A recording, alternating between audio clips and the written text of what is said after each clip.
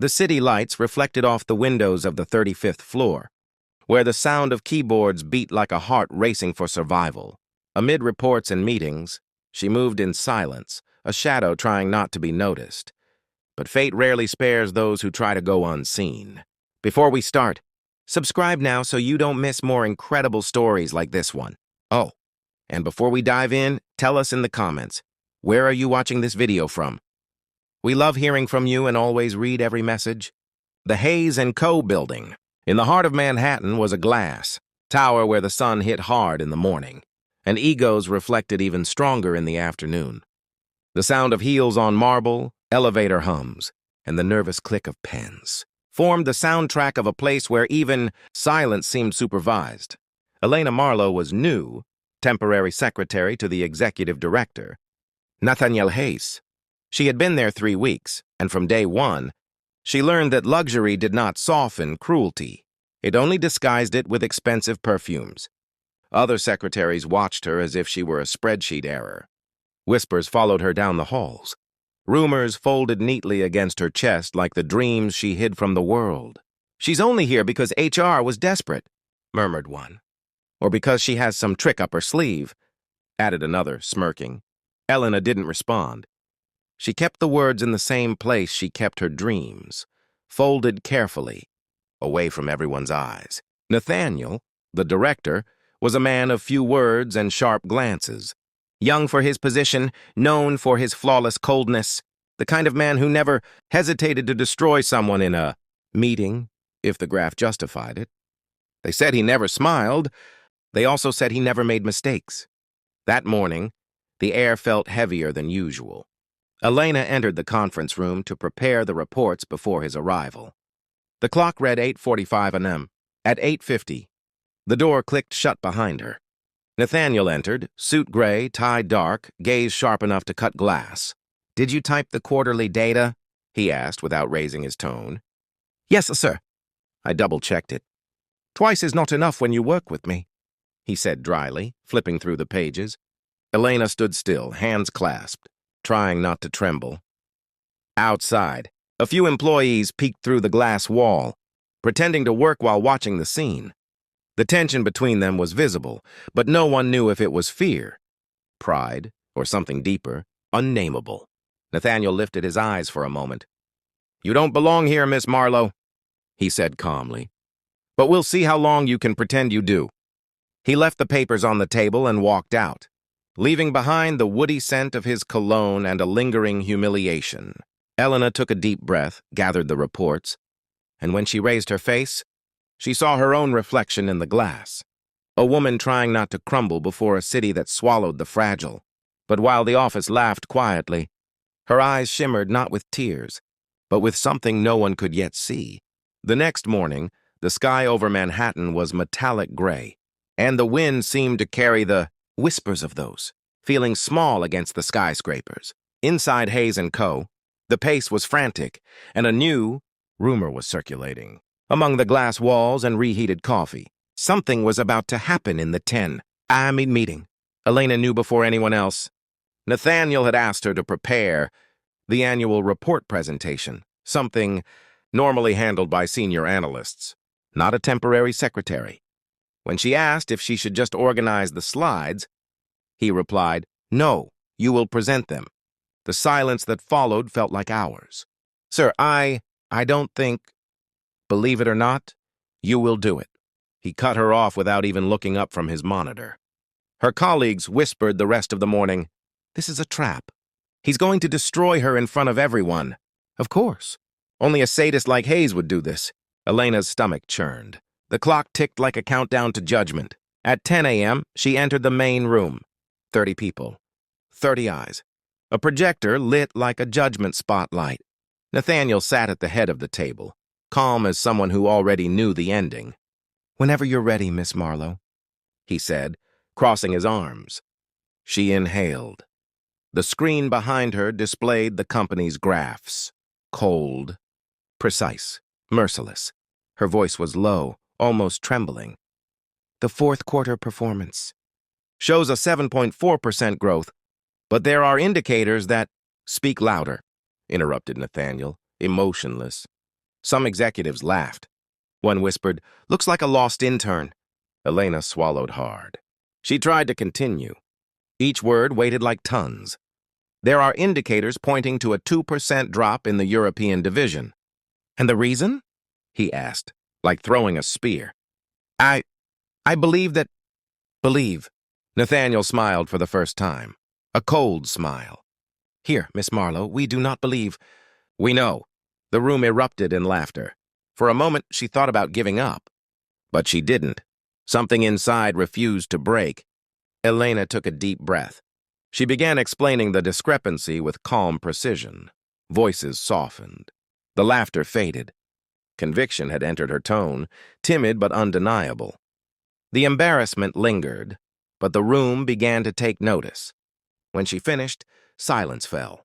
Nathaniel watched, not as a predator, but as someone trying to understand what had just happened. She collected the papers, dignity intact, refusing to flee. Someone whispered behind her. Nobody thought she'd even try. The following morning smelled of rain and burnt coffee. The office's pace seemed unchanged, yet something had shifted. Tiny, imperceptible, like an electric wire about to snap. Elena arrived early. Hallways were silent except for distant printers. She expected scornful looks, more whispers. Surprisingly, the corridor stayed quiet as she passed.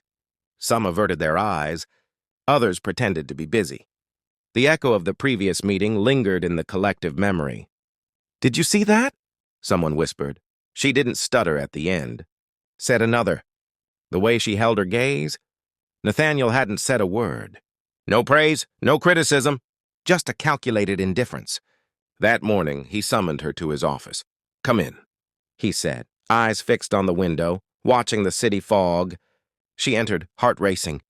"I need you to pull the contracts for the Chicago branch," he said coldly. "Of course," she replied, hiding her tremor. She turned to leave, but he added, "And, Miss Marlowe—" She paused. "Next time you question a 2% drop, make sure you can prove it." Short pause. "But you were right." Elena blinked. Did she hear correctly? "Excuse me?" Nathaniel turned slowly, eyes on hers. "We checked the numbers. The mistake was in the finance team's analysis. Your observation prevented a bigger problem." Neutral tone, almost reluctant. "Keep observing.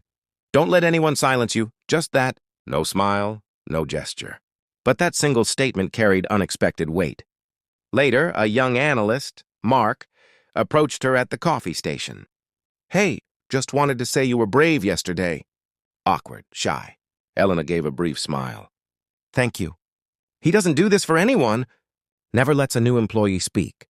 "I noticed," she replied lightly. Mark laughed. At that moment, a senior secretary, Miranda, walked past. "Careful, Mark, Mr. Hayes doesn't like it when someone gets too close to his new favorite." Her laugh sliced the air. Elena felt her cheeks burn but said nothing. Across the floor, Nathaniel watched from behind the glass wall. His gaze wasn't judgmental. It was something quieter, like someone trying to decipher an enigma finally, slipping from control. The following week brought a cold that cut through the bones. Leaves in Central Park were turning gold, and the sunlight reflected off the glass facades, making New York seem like a city of unreachable promises. On the 35th floor, promises also shone, but only for those who could survive the harsh spotlight. Elena arrived before 8 every day. She worked in silence while others woke to the smell of coffee. Each report felt like a shield.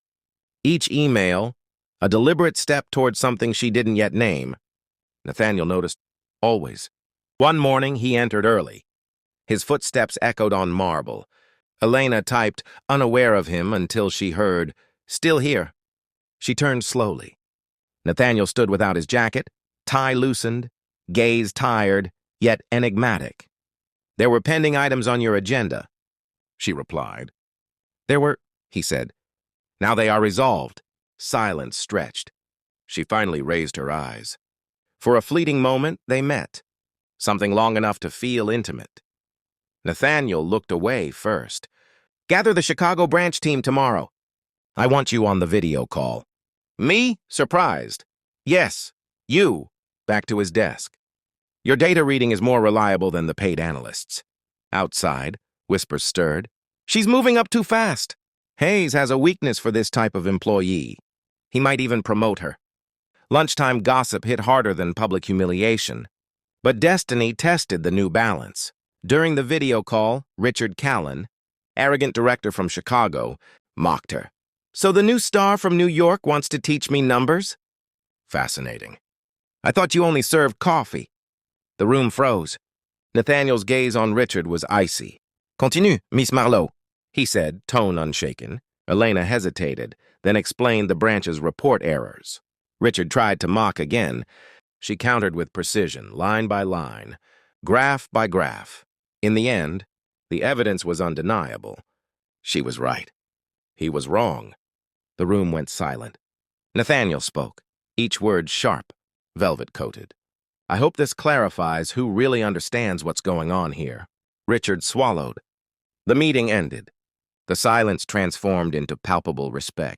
Elena gathered her papers, hands trembling slightly. Nathaniel observed. When everyone left, he said, "You just did what no manager has in 2 years." She stared, surprised. It was just my job. No, he replied. It was courage. Something different lingered in his voice, more human, closer. For a moment, the city's sound faded. The air between them felt alive, charged, inevitable. The first snow fell over New York that week, covering the chaos beneath a thin layer of fragile silence. The office windows glowed white, and even the noise of the streets seemed to hold its breath. Inside Hayes & Co., however, tension had reached its boiling point. Whispers spread faster than the wind. A major internal audit had found inconsistencies in several contracts. The board was furious. Nathaniel Hayes, known for perfection, was suddenly the center of suspicion. Elena discovered the truth first. In the endless nights of reviewing files, she noticed numbers that didn't fit, reports altered by someone else's hands. She didn't know yet who, but she knew Nathaniel wasn't guilty. The following morning, the entire executive floor gathered in the conference room. Nathaniel stood before the board, calm but visibly cornered. I assure you, every report approved by me was verified. If there's fraud, it didn't come from this office. His voice was low, controlled, but his jaw was tense. The chairman, a man named Mr. Whitmore, leaned back. Convenient words, Mr. Hayes, but the altered reports bear your signature. Elena stood near the wall, silent, her heart pounding like a drum. She knew she shouldn't speak. But something inside refused silence. She stepped forward. Excuse me. Her voice cut through the room. Heads turned. Nathaniel looked at her, almost imperceptibly shaking his head, warning her not to. She ignored it. The reports bearing Mr. Hayes' signature were replaced. I found duplicate files in the archive system last night. Someone copied his credentials to upload falsified data. Whitmore frowned. That's a serious accusation, Miss Marlowe. Do you have proof? Yes. She handed him a folder. The metadata logs show who accessed the system and when. She met Nathaniel's eyes for a brief second. There was something there. Pride, disbelief, and a silent gratitude that spoke louder than words. Whitmore scanned the data. Silence. Then his expression changed. Richard Callen, he muttered, eyes widening. The Chicago director. Murmurs filled the room. Richard, appearing on the video call, froze. Nathaniel turned to the screen, voice low but lethal. You tried to destroy my reputation for a promotion, but you underestimated one thing. And what is that? Richard hissed. Nathaniel looked at Elena. Her. The room went still. Richard stuttered, panicked, trying to defend himself, but the evidence was irrefutable. The board dismissed him on the spot. Nathaniel's name was cleared. But the moment wasn't about vindication. It was about revelation. Elena stood there, shaking slightly, and Nathaniel approached. You risked everything, he said quietly. I couldn't let you fall for something you didn't do, she replied. You could have lost your job. I didn't care. For a long second, he said nothing. Then softly, you remind me of who I was before all this, before the glass walls and the arrogance. Their eyes met. Time slowed. Outside, snowflakes fell against the glass, silent witnesses to something that no one in that tower could yet name. 2 days later, the office air was different. The usual tension had turned into murmurs of respect. People greeted Elena now, not with disdain, but with acknowledgement. She walked through the hall with quiet grace, holding her badge, the same badge that once made her feel invisible. Nathaniel's door was half open. She hesitated before entering. He was by the window again, watching the city's slow snowfall. "You wanted to see me?" she asked. He turned. There was something uncharacteristically gentle in his expression. "Sit down." "She did?" He took a breath. "They offered me a promotion to vice president." "I declined." "Why?" she asked. "Because I realized I don't want to climb higher if it means losing what's real." He paused, then added, "You're leaving, aren't you?" Elena nodded. "Yes, I received another offer from an investment firm uptown. It's more aligned with my work." Nathaniel looked down, jaw tight. "I suppose that's the right choice." She smiled faintly. "Maybe, but it's not the easiest one." Silence stretched between them, heavy and fragile at once. Then, Nathaniel took something from his desk, a pen, silver, engraved with the company's logo. "Take it, a reminder." "Of what?" she whispered. That sometimes the smallest voices rewrite entire systems. Elena took the pen carefully. Their fingers brushed, briefly, but enough to set the air ablaze. She stood, heart thundering. "Goodbye, Mr. Hayes." He looked at her, eyes soft. "Nathaniel," he corrected quietly. She hesitated, then smiled. "Goodbye, Nathaniel." As she walked away, the hallway that once mocked her now echoed with silence. Not fear, respect. Months later, the skyline of New York shimmered beneath the late spring sun. The city had moved on, as cities always do, swallowing memories beneath its endless motion. Elena now worked in a new office, smaller, quieter, more human. Her reputation had grown beyond the walls of Hayes & Co. People spoke of her calm defiance, of the woman who stood against arrogance with nothing but truth. Nathaniel's name also resurfaced, but differently. He rebuilt his company's ethics system, demanded transparency, and promoted voices once ignored. Rumor had it he turned down several high-paying offers to stay, where change was needed most. One evening, Elena left work late. As she stepped outside, she saw a familiar car parked across the street. The window rolled down. Nathaniel. He didn't speak at first, just looked at her, the faintest smile touching his lips. "You still work too late?" he said finally. "And you still keep track of me," she replied, amused. He leaned slightly toward the open window. "Maybe I just wanted to see if the city still reflects the same in your eyes." She laughed softly. "It does, but now I look at it differently." A quiet moment passed between them, filled with all the things they never said. "Goodbye again, Nathaniel," she murmured. "No," he said. "Just until next time." The car pulled away, leaving only the city lights and the whisper of something eternal. Elena watched until the taillights disappeared, then smiled faintly to herself. In a world built on noise, she had learned the power of quiet conviction. And somewhere high above, the lights of the 35th floor still burned, like a memory refusing to fade.